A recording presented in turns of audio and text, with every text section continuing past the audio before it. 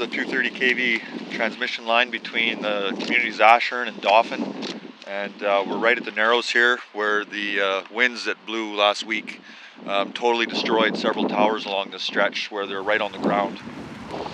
This damage is worse than what we saw up in Portage in terms of the transmission towers. And look at the ones up that way too. It's still surreal. If you look at the tower, the structure, the steel is broken. It's cracked. It's not just flipped over, it broke the metal.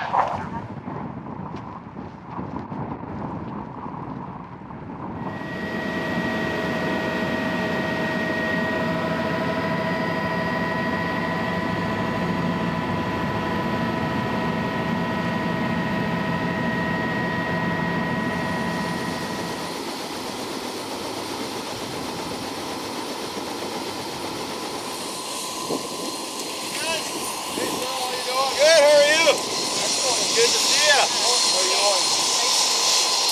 Maybe introduce yourselves to the day guys. Jordan, Patty, Lindsay. Please meet you. Earl Patterson. Jordan. Hi, Jordan. Lindsay. Hi, Lindsay. We're doing good, but it's slow going. How long have you been up here now? I've been here since Tuesday or Monday. We came in from Thompson. Yeah. So a few days. Yeah. We've been in this area for the whole time. Right. Yeah. We're working south of Lac de Bonnie's crew and Steinbach. Got quite the crew.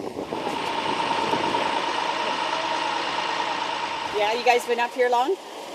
We came down Tuesday. Tuesday. Okay. Yeah. Thompson. Yeah. Well, I'm from Thompson. I'm from Winnipeg. You're from We've Winnipeg? been working since Thursday at 12:30 a.m. Have you guys got everything you need?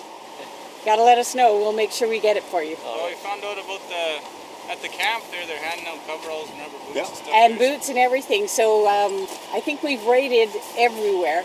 And we gotta make sure you guys stay dry.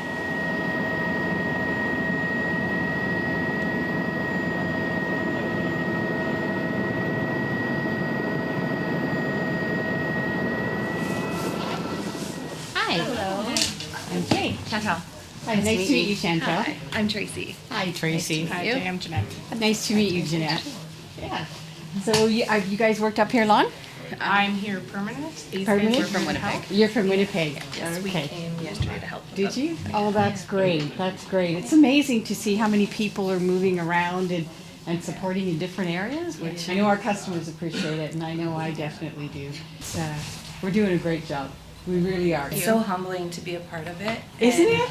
To just to watch how all the progress is going and to Right. be able to help and hear all the customers call in and just so excited that they do have their power back on. Them dropping Right. off snacks for us and for the guys, and like calling them to ask them to make sure their power is back on, and they Right. got you on the phone and they're telling you to thank everybody and thanking me for what I've done, which feels like nothing compared to what these guys are doing and working in. But the customers are really appreciative.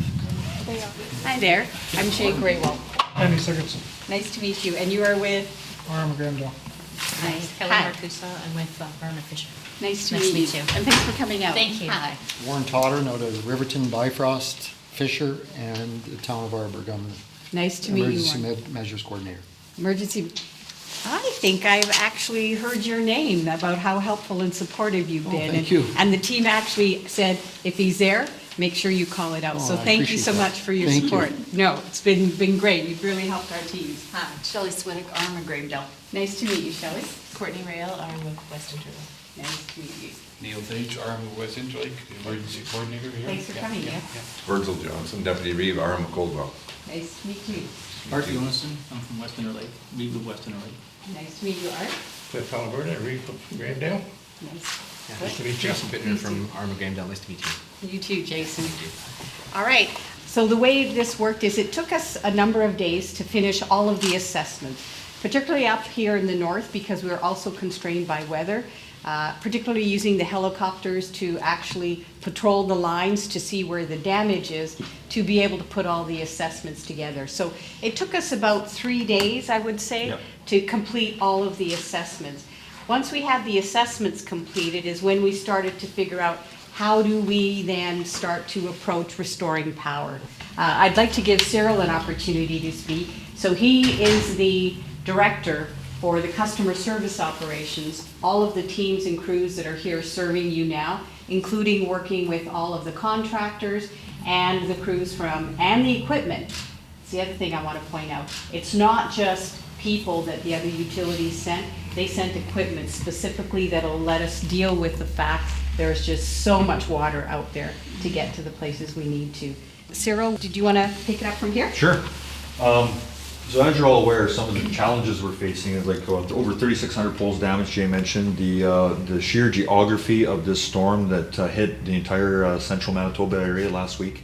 Everywhere from Dauphin all the way around the south end of Lake Manitoba through Neepawa, Portage, and then back up all the way up to this community was impacted for about 30 miles inland.